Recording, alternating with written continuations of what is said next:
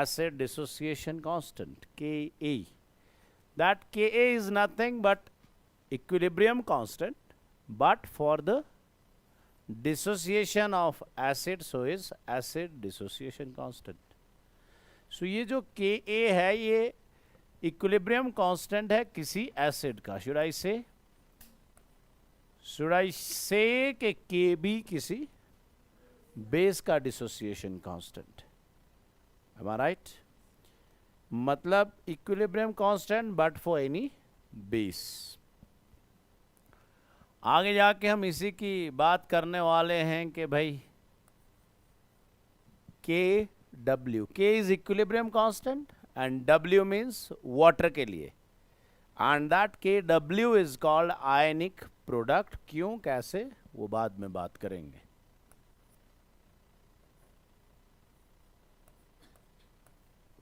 एक ऐसा इक्विलिब्रियम जहां पे हाइड्रोलिसिस हो रहा हो, that is called KH. Hydrolysis मतलब lysis. Lysis from lysozymes.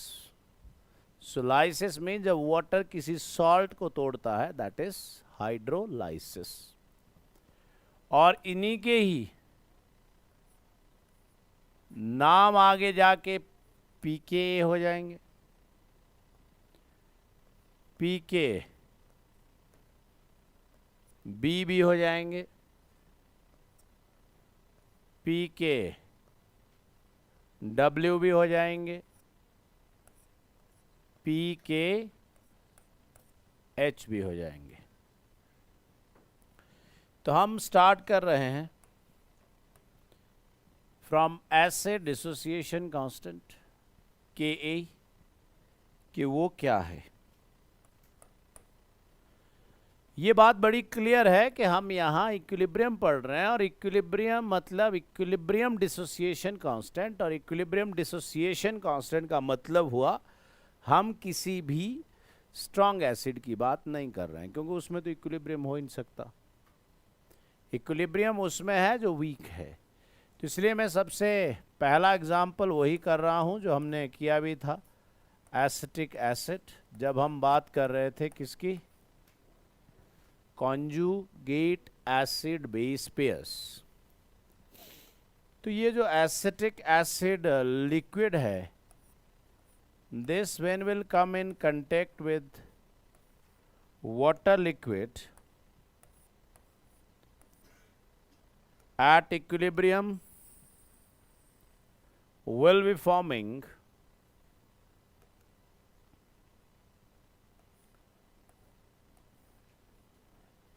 acetate ion.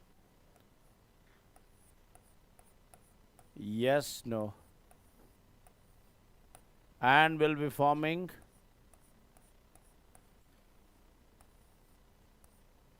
hydronium ion. Is it okay? अब ये और ये दोनों को मैं लिक्विड कह रहा हूं. ये एसिड है तो ये सॉल्वेंट है. अब हमने इसके लिए लिखना है इक्विलिब्रियम कांस्टेंट Ka. K लिखूंगा मैं, पर वो K यहाँ Ka कहलाएगा क्योंकि ये कोई एसिड है जो H पॉजिटिव दे रहा है. So this K is equal to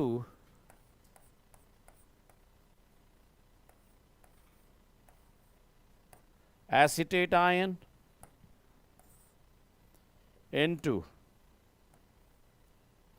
hydronium ion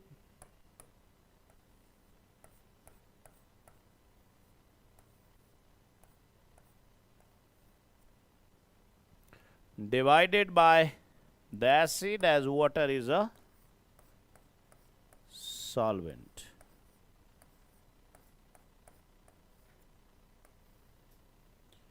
अगर हम इस इक्विलिब्रियम को देखें और देखें कि इसमें एसिड एक्ट कर रहा है, एसिटिक एसिड, तो हमने कह दिया कि ये एक एसिड डिसोसिएशन कांस्टेंट है. और बिल्कुल जो हमने वहाँ किया सेम चीज़ कि भाई अगर ये C है तो ये एट T0 पे 0 ही थे, यस और नो। उसके बाद ये जब टाइम कुछ बीत गया तो ये C into C minus C alpha हो गया, तो ये C इंटू अल्फा हो गया। जितना पीछे से घटा उतना आगे बढ़ा, जिससे हमने देखा कि भाई ये हमारे पास बन गया, कितना आ गया, C स्क्वायर या C alpha into C alpha upon C minus C alpha is C into 1 minus alpha, from where we can get it that this C alpha square, why? Because this to this C cancels out, so I should say that C alpha square upon 1 minus alpha। अब आप समझिए कि वो acid weak acid है, और weak acid है तो alpha अगर बहुत कम हुआ तो 1 माइनस अल्फा अप्रॉक्सीमेटली अल्फा के बराबर होगा। का मतलब क्या हुआ कि ये 1 माइनस अल्फा जहां अल्फा बहुत कम होगा वहां ये 1 ही हो जाएगा, क्योंकि अगर आप 1 में से 0.003 घटाओगे तो वो 1 ही रहेगा। तो when this alpha is very very less, we should say this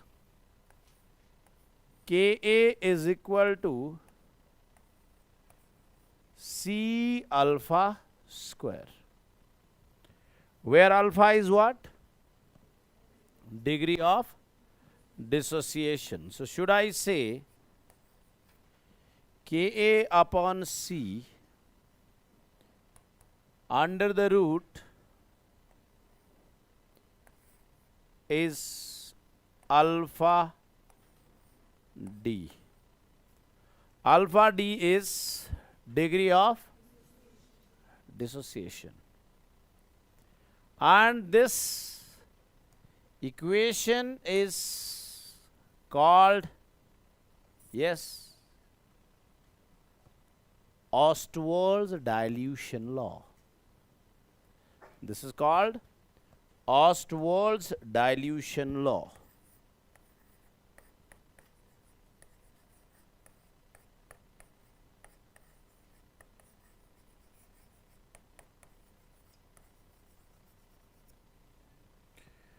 What we mean by Ostwald dilution law, वो इस इक्वेशन से हमें पता लग रहा है, और ये इक्वेशन हमें क्या बता रही है आप देख सकते हैं, क्या बता रही है, और ये आगे भी यूज होना है। कहाँ यूज होना है? अभी हमने सॉल्यूशन चैप्टर करना है, डेविएशंस करनी है। Ostwald's dilution law is only applicable for weak electrolytes. It is, ये फिर से आएगा कहाँ? इलेक्ट्रोकेमिस्ट्री में। So according this Ostwald dilution law, अभी आपने किसको लिया है? किसी एसिड के लिए किया है। So I should say this alpha is Ka upon C under the root.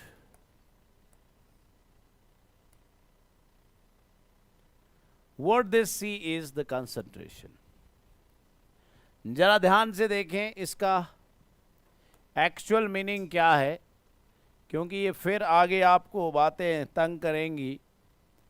हमारे पास एक सॉल्यूशन एसिटिक एसिड का है जो 0.1 मोलर है, तो दूसरा सॉल्यूशन 0.01 है, तो फिर 0.001 मोलर है।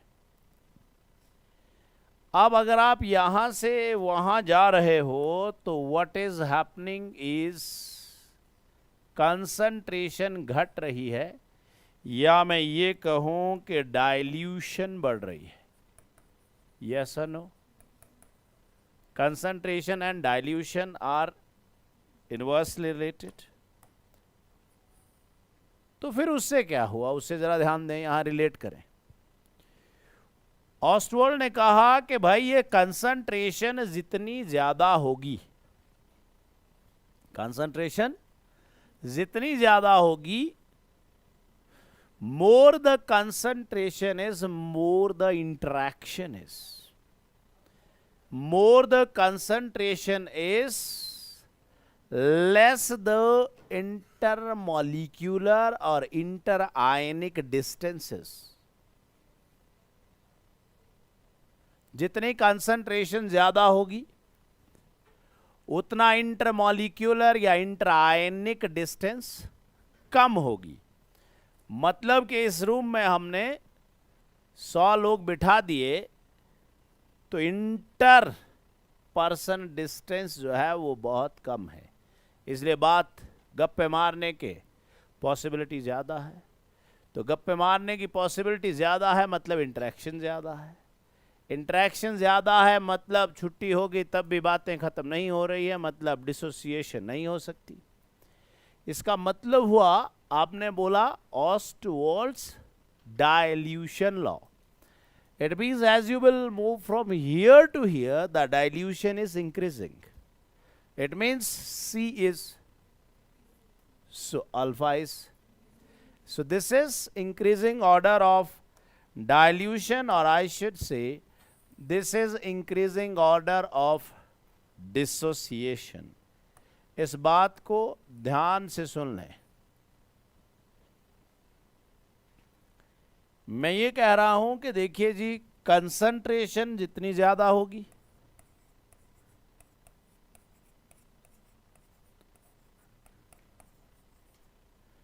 इंटरआयनिक डिस्टेंस उतनी कम होगी।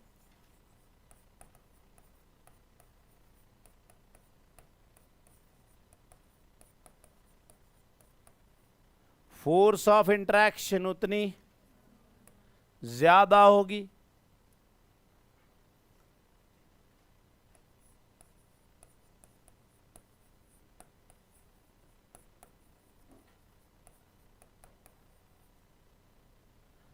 और फोर्स ऑफ इंटरेक्शन जितनी ज्यादा होगी, डिसोसिएशन उतनी कम होगी। इट मीन्स कंसंट्रेशन का उल्टा is dilution. Yes sir no? तो भाई कंसंट्रेशन जितनी ज्यादा होगी उतनी फोर्स ऑफ इंटरेक्शन ज्यादा होगी। Yes or no? So I should say 1 by dilution जितनी ज्यादा होगी, इंट्रायनिक डिस्टेंस उतनी ज्यादा होगी। Yes or no? कंसंट्रेशन जितनी ज्यादा होगी, इंट्रायनिक डिस्टेंस उतनी कम होगी। So we should say from here that more the dilution is,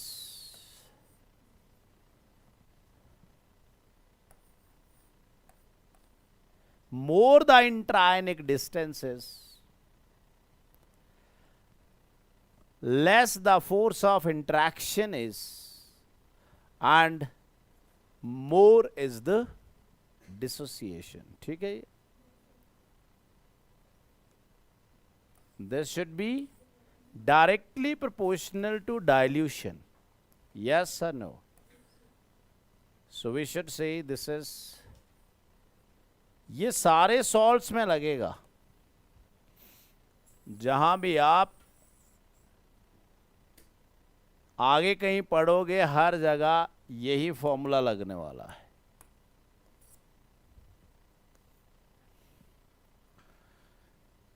पर एक चीज वो बोलने वाली यहां ये है जो जरूरी है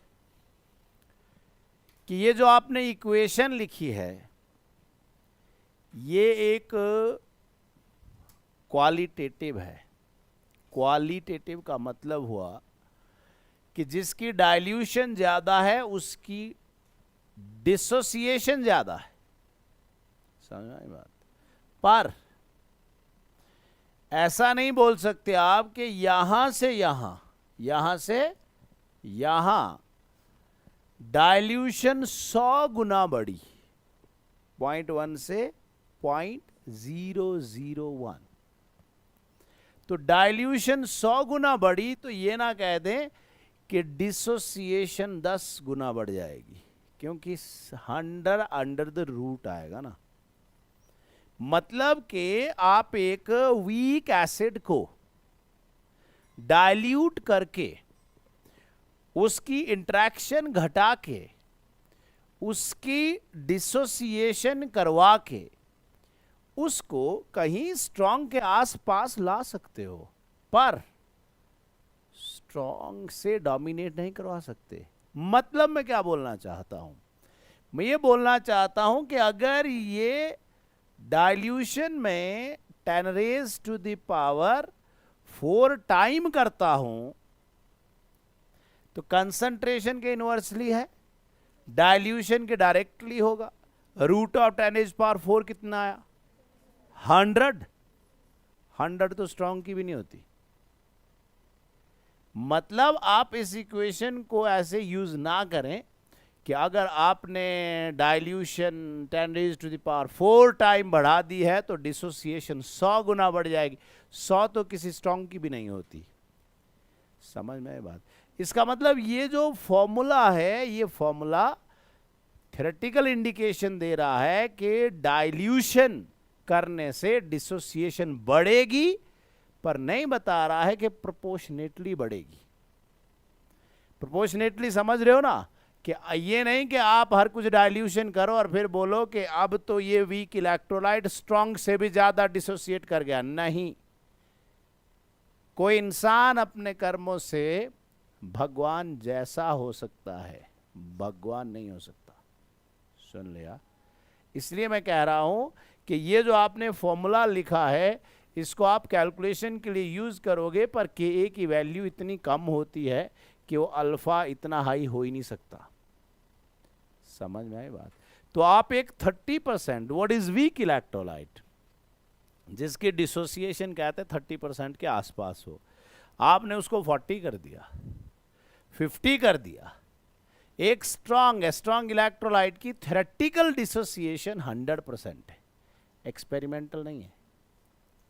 थ्योरेटिकल मतलब ये चीजें हम सॉल्यूशन चैप्टर में जब पढ़ेंगे, हम पढ़ते हैं वहां want of factor.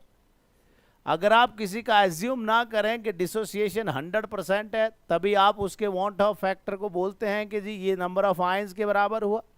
What that means, उसका मतलब हुआ कि सोच में और एक्सपेरिमेंट में फर्क है। इसलिए हम कहते हैं कि NaCl अगर लिखा है इज 100% डिसोसिएटेड, लिखा है अगर, तब हम बोलते हैं कि उसने 2 आयन बनाए। वरना हम बोलते हैं कि 2 बना सकता है, 1 से ज्यादा बना सकता है।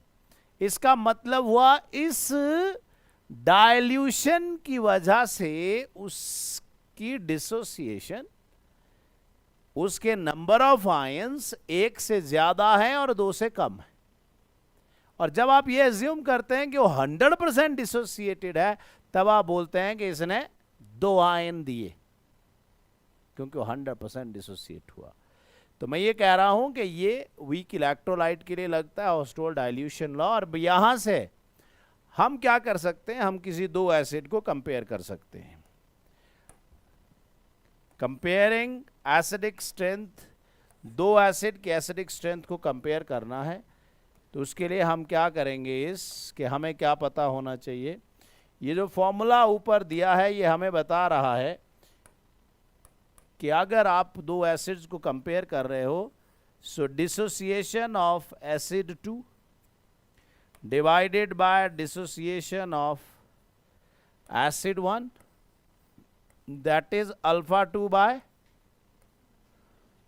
alpha 1 is, yes, Ka1 दो एसिड है ना, अपॉन C1 इंटू Ka1 लिखूं ऊपर या Ka2 लिखूं ऊपर, 2 से कर रहे हैं ना हम compare, so it is Ka2 upon C2, yes no, into Ka1 upon C1, yes sir no.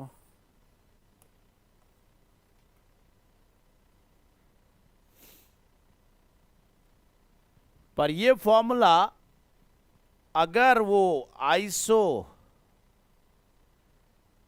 Molar solution हुए, मतलब ये मॉडिफाई हो जाएगा if C1 is equal to C2, then alpha 2 upon alpha 1 will be equal to root of Ka2 upon Ka1।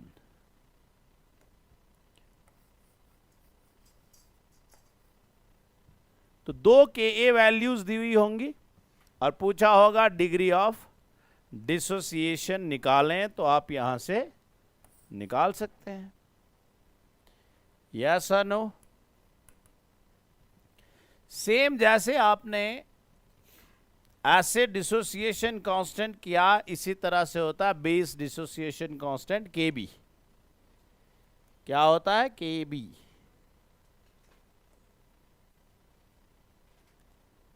पर आपको base लेना होगा weak. Let us take the weak base, ammonium hydroxide. ये कहां से आया? आर्हीनियस ने कहा कि अमोनिया गैस क्या है पता नहीं, पर एक्वस अमोनिया तो आर्हीनियस बेस है, क्योंकि ये क्या दे रहा है? क्योंकि ये दे रहा है OH नेगेटिव।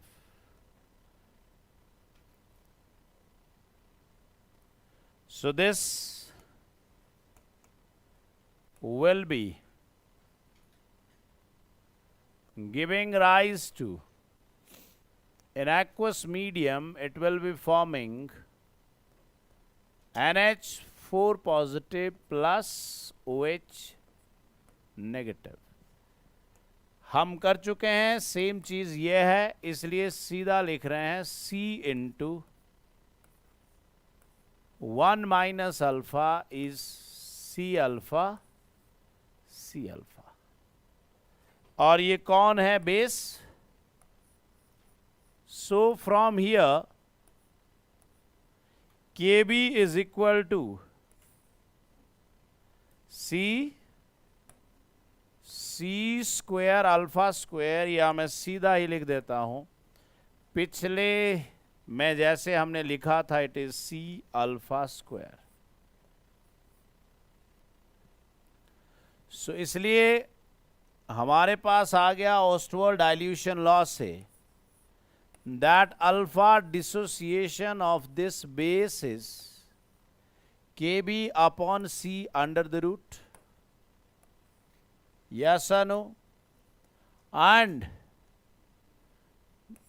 यहां भी वही है कि जैसे जैसे डाइल्यूशन बढ़ती जाएगी वैसे वैसे डिसोसिएशन भी बढ़ती जाएगी। So the same formula you can put over here. दोनों को कंपेयर करना है अगर आपने, तो आप यहां भी कंपेयर कर सकते हैं, that is alpha 2 by alpha 1 of that base, the दो बेसिस हैं, is equal to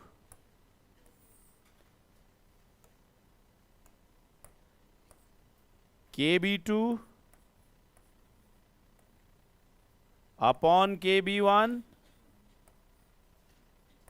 C1 upon C2 this whole under the root. So this is how you will be comparing the basic strength of the two bases. अब बात आती है ionization constant या किसी भी acid या बेस की जो डाई प्रोटिक या ट्राई प्रोटिक है के लिए हमने लिख दिया था कि if there is more than one equilibrium step the overall equilibrium constant will be the product of the equilibrium constant of each step. For example, if we are having phosphoric acid, it will be a triprotic acid Ka1, Ka2, Ka3. So total Ka will be the product of all the equilibrium constants या equilibrium constants of individual step. So in those cases who are polyprotic, ये जो बात लिखी जा रही है ये किसके लिए है? जो polyprotic है, जिनके पास देने को बहुत से प्रोटॉन हैं. In those cases we will say that Ka is equal to the product of the Ka1, Ka2 and Ka3. Yes और नो? ठीक हो गया. ये तो हो गया जी ionisation constant Ka and Kb की बात हो गई. Now is ionic product of water. इसको हम कहते हैं ऑटो प्रोटोलाइसिस. ऑटो प्रोटोलाइसिस का मतलब होता है कि अपने प्रोटॉन्स को खुद ही, लाइसिस मीन्स तोड़ देना. So we are doing autoprotolysis of water.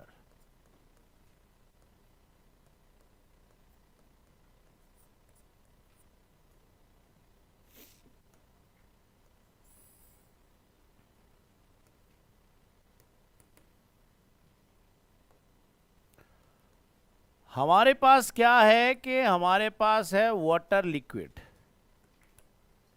Water कौन है भाई? एसिड है कि बेस है? हमने फर्स्ट लॉ ऑफ थर्मोडायनेमिक्स पढ़ा था कि इस दुनिया में हर चीज के लिए फंड निर्धारित है कि हाँ भाई, आप घर वालों ने आपके किराए के लिए पैसे रखे हैं तो वो आप किसी दूसरी चीज में यूज नहीं कर सकते. The same is here. जब कभी स्ट्रॉन्ग एसिड और स्ट्रॉन्ग बेस ने न्यूट्रलाइजेशन की तो इस यूनिवर्स में 57.3 किलोजूल पर ग्राम इक्विवेलेंट हीट रिलीज कर दी. मतलब किसी एसिड बेस रिएक्शन के लिए आपके पास इतने रुपए हैं, आप यूटिलाइज करना चाहते हो तो इतने ही कर सकते हो. और कोई स्ट्रॉन्ग एसिड, चाहे वो H2SO4, HCl कोई भी हो, हमने एक्सपेरिमेंटल डाटा देखा था, सबकी हीट ऑफ न्यूट्रलाइजेशन की वैल्यू सेम थी, चाहे वो HCl है, चाहे H2SO4 है, चाहे HNO3 है. आपने HCl के साथ चाहे NaOH लिया, चाहे KOH लिया, चाहे कैल्शियम हाइड्रोक्साइड लिया, चाहे मैग्नीशियम हाइड्रोक्साइड किया, कोई फर्क नहीं पड़ता, क्योंकि सिर्फ आपने एक कैटेगरी एसिड की ली है और एक बेस की ली है. कैसी कैटेगरी? स्ट्रॉन्ग एसिड और स्ट्रॉन्ग बेस. हमने कहा कि वो वैल्यू सिर्फ चेंज तब कर सकती है अगर दोनों में से कोई एक वीक हो. और वहीं साथ हमने ये भी कहा कि वो न्यूट्रलाइजेशन कभी भी वीक एसिड और वीक बेस में हो ही नहीं सकती, क्योंकि जितनी हीट रिलीज हुई है 57.3 किलोजूल पर ग्राम इक्विवेलेंट, वो सारी यूज हो जाएगी जब आप किसी वीक एसिड को वीक बेस के साथ, मतलब मैंने कहा था कि आप जो है एक मुर्दे को खड़ा कर रहे हो, जब तक पकड़ के रखा है वो खड़ा है, जैसे छोड़ दिया तो गिर गया. बिल्कुल वैसा ही कुछ सामने है. और यहां से बहुत से न्यूमेरिकल का पिटारा खुल जाता है auto protolysis of water. Water ना तो एसिड है ना बेस है, इसलिए एसिड भी है और बेस भी है। अब अगर एसिड देखें तब भी वो वीक है और बेस देखें तब भी वो वीक है। अगर वो एसिड भी वीक है, बेस भी वीक है, तो फिर तो रिएक्शन होगी नहीं और होती नहीं। और जब ये रिएक्शन नहीं होगी तो आप बोल रहे नहीं, क्या कराना है? ऑटो प्रोटोलाइसिस। आपने एक वाटर को बोल दिया कि तू H पॉजिटिव लेगा और दूसरे को इतनी हीट दे दी कि तू इसको H पॉजिटिव दे। अल्टीमेटली आपके पास उस कोटे में कितना फंड पड़ा है? 57.3। आपने किसी स्ट्रांग एसिड को स्ट्रांग बेस के साथ इकट्ठा कर दिया तो उन्होंने हीट रिलीज की। Law of conservation of energy, the first law of thermodynamics.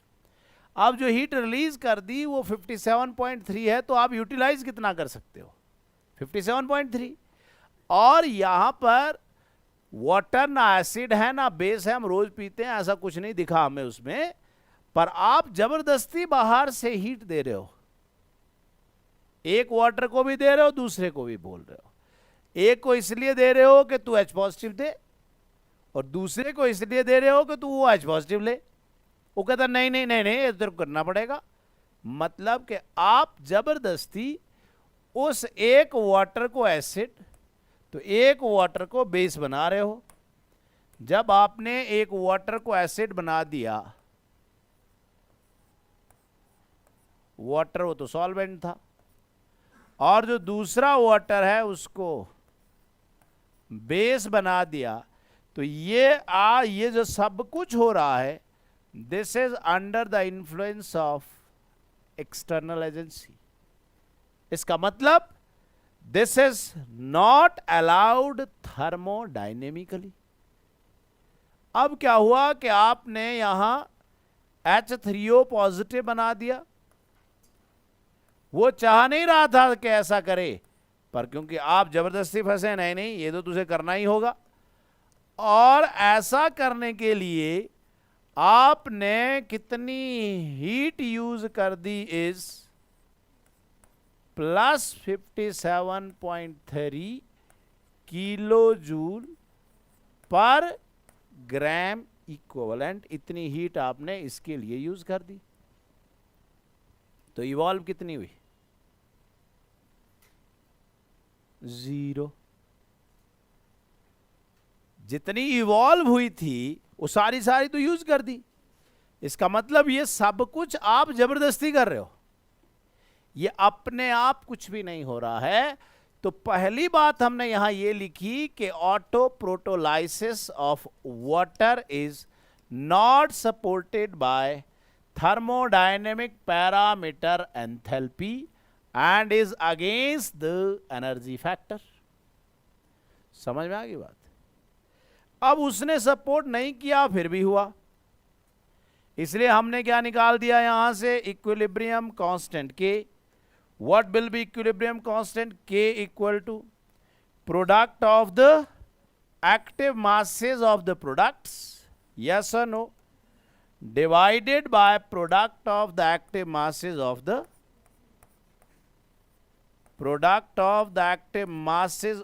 products divided by the product of the active masses of the reactants।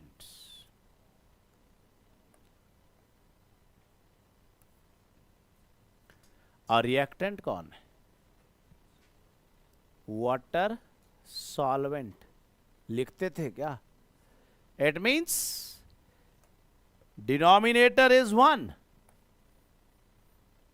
It means के 1 क्यों लिया? क्योंकि सॉल्वेंट कौन है? वाटर है। इसलिए इस के को इक्विलिब्रियम कांस्टेंट ना बोलकर वाटर का इक्विलिब्रियम कांस्टेंट बोल दिया, के W बोल दिया। ठीक हो गया।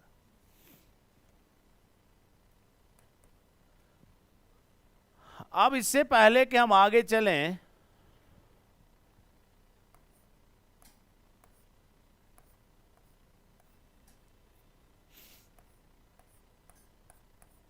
एक और इक्विलिब्रियम स्टडी करते हैं।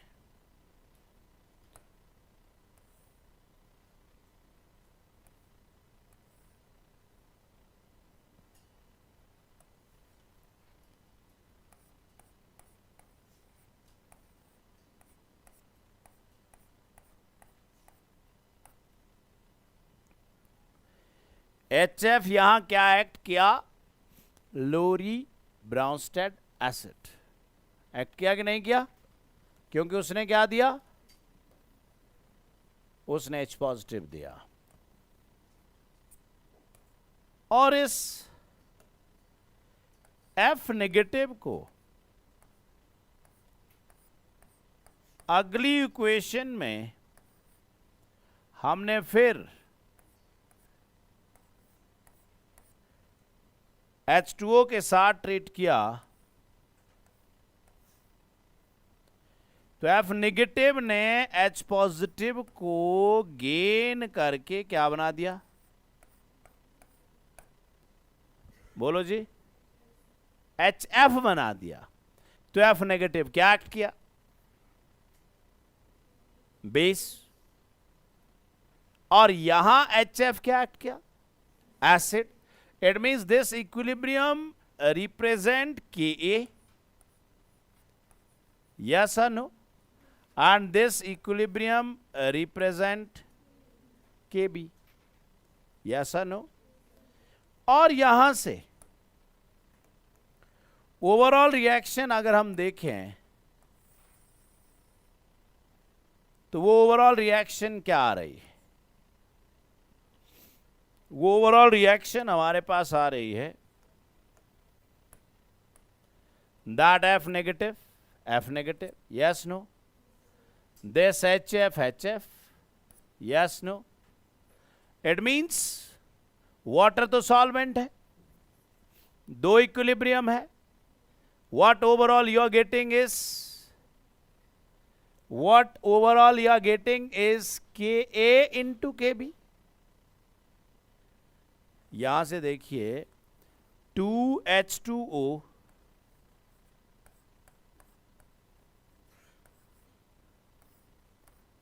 is giving rise to H3O plus OH negative. So what will be the equilibrium constant? Kw, क्योंकि ये कौन है? Water liquid. What it will be equal to? It will be equal to product of the active mass of the hydronium ion. Yes, no? Into product of the active mass of the hydroxide ion. Yes or no? Is equal to what? If there are two equilibrium steps and they are being added, is similar to पहले step में भी equilibrium था, दूसरे में भी था, तीसरे में भी था। So overall equilibrium constant was product of the two. So should I से this Kw is equal to Ka into Kb? Am I right? This is very important relationship। का मतलब हुआ अगर आपने कहीं Ka और Kb दिया हुआ है आपको, so the Kw will be calculated by the product of Ka into Kb। Yes or no? अब हमने क्या किया कि इस को कुछ आगे समझा ढंग से। जरा ध्यान दें यहां और थर्मोडायनेमिक्स अप्लाई करें। क्या आपने पढ़ा था थर्मोडायनेमिक्स में कि when delta H is positive, who will decide where the reaction should go?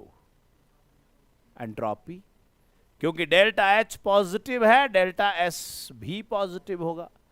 और अगर डेल्टा G को नेगेटिव करना है तो delta S T delta S को डेल्टा एच से बड़े होना होगा। उसका मीनिंग क्या हुआ? उसका मीनिंग ये हुआ कि delta G is delta H minus T delta S, और इस रिएक्शन में हम कह रहे हैं कि डेल्टा एच जो है वो पॉजिटिव है। तो डेल्टा जी को नेगेटिव रखने के लिए, इस रिएक्शन को आगे जाने के लिए, so as to make delta G negative, T delta S should dominate over delta H. Am I right? तो ये जो kW की वैल्यू है, ये at 298 kelvin,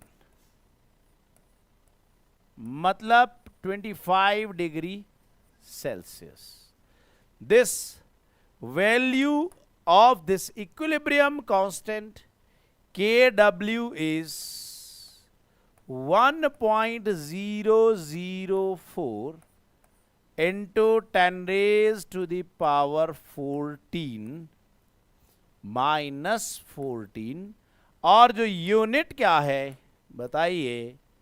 mole per litre का square.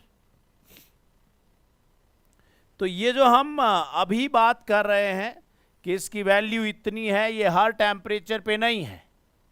This is at 298 kelvin. मैं ऐसा क्यों कह रहा हूं?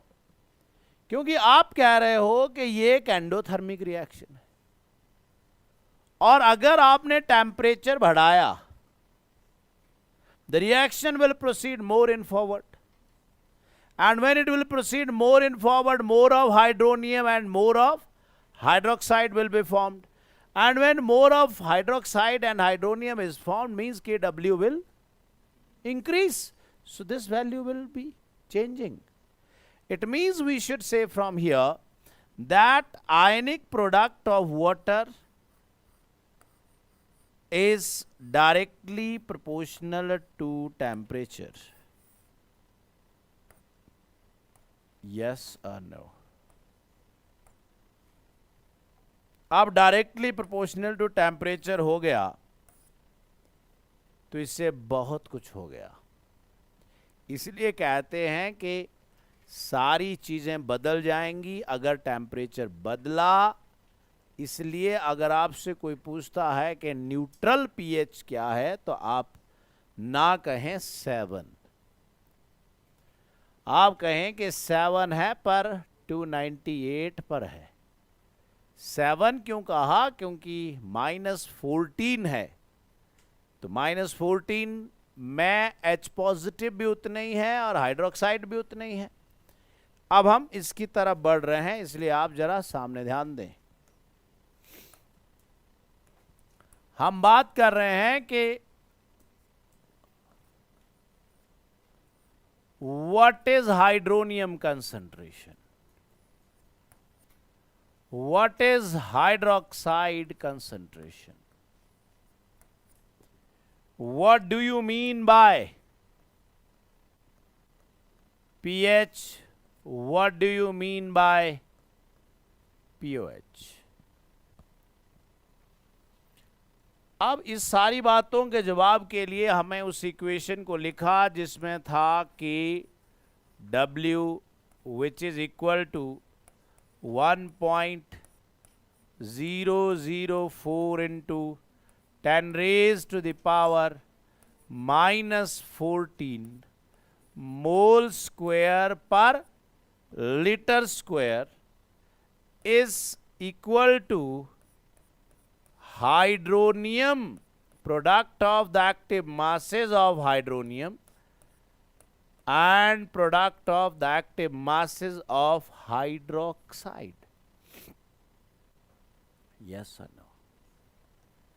It means यहां से एक बात तो बड़ी क्लियर है कि वाटर में जितने हाइड्रोनियम होते हैं उतने ही हाइड्रोक्साइड भी होते हैं।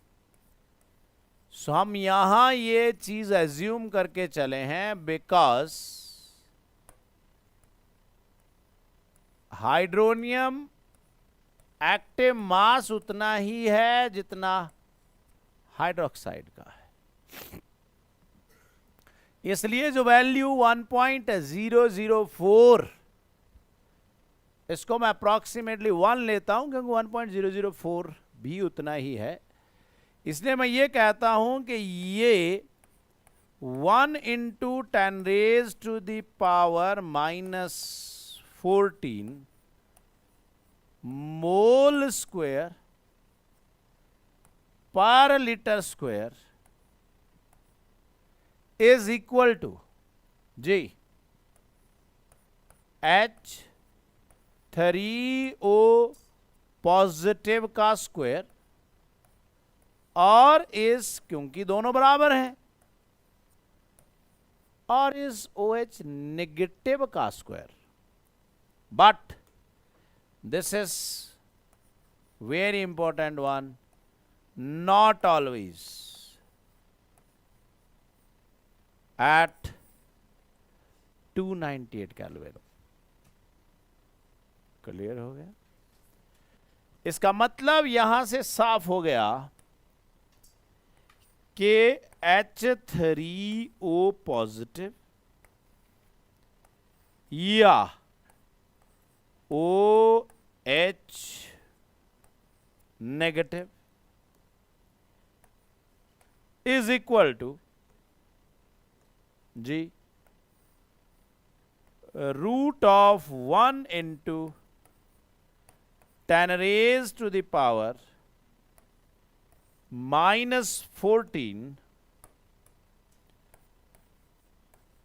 मोल स्क्वायर पर litre square is equal to 10⁻⁻7 mole per litre, but at 298 kelvin. Yes और नो? अब हमने क्या देखा कि भाई ये तो 298 पे आ गया कि हाइड्रोक्साइड कितना है और हाइड्रोनियम कितना है। हाइड्रोक्साइड जितना है हाइड्रोनियम भी उतना ही है। अब जिसको हम कह रहे थे कि pH क्या है या pOH क्या है या pKw क्या है या pKa क्या है, देखिए जब किसी के आगे pK लग गया ना, देखी थी ना मूवी pK, तो pK मतलब pK मतलब स्टेबल नहीं है, स्टेबल का उल्टा। सो जहां Ka किसी एसिडिक स्ट्रेंथ के डायरेक्टली प्रोपोर्शनल है pK, भाई लास्ट में बहुत खुश हो रहा है कि कम से कम कहीं तो मेरी बात भी हुई।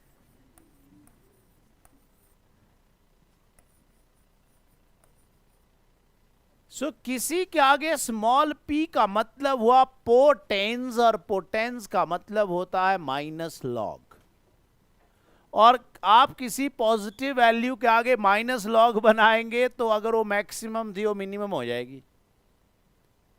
इस तरह से pKa का मतलब minus log of Ka, pKb का मतलब माइनस लॉग ऑफ Kb,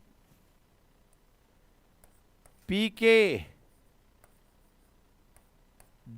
का मतलब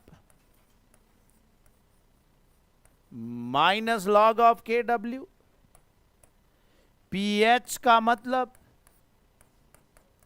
minus log of H positive, पर वाटर में वो कैसे होते हैं, हाइड्रोनियम। pOH का मतलब minus log of OH negative. Yes और no?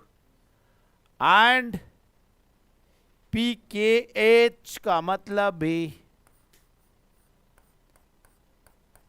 Minus log of hydrolysis constant. Yes or no?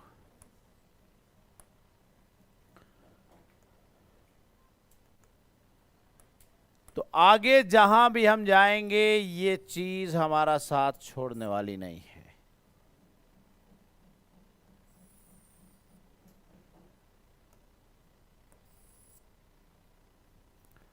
इसलिए आप लॉग लें दोनों side.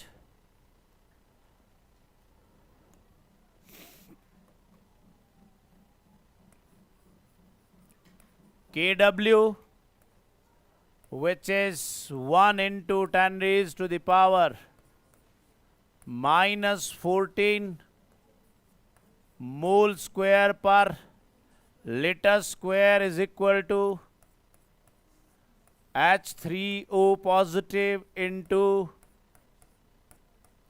OH negative. Take out the log on both sides. So it is log Kw equal to log of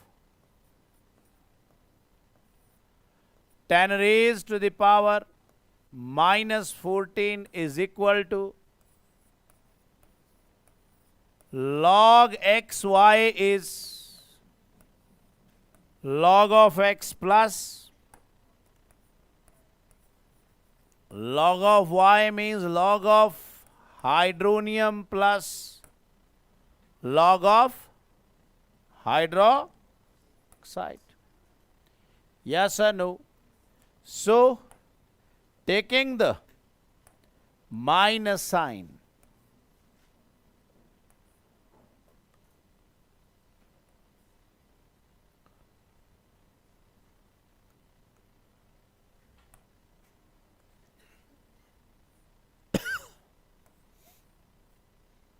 yes, no? It means from here we will be getting the minus log of Kw is pk थोड़ा सा W, थोड़ा पानी P के, NEET नहीं, minus 14 into minus 1 is 14 and log 10 is 1. Log 10 is 1. Log 2 is 0.3010. Log 3 is 4771. Log 5 is 0.6991. इसके अंदर आपके सारे कवर अप हो जाएंगे जितने भी लॉग की कैलकुलेशंस हैं। समझ में आ गया या नहीं? So this is 14 equal to minus log of hydronium plus into minus log of hydroxide minus log of hydronium मतलब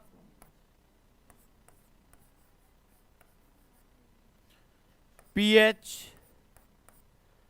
plus minus log of hydroxide मतलब POH but only at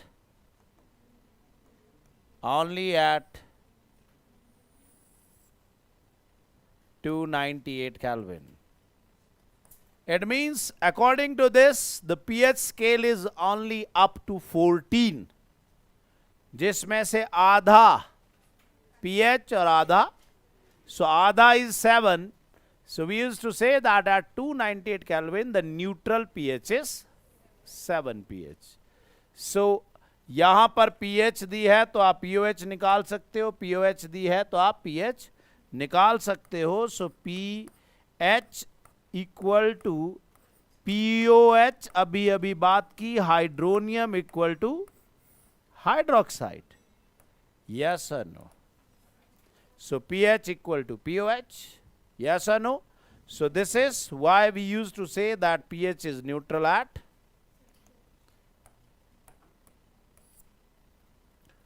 So thank you very much.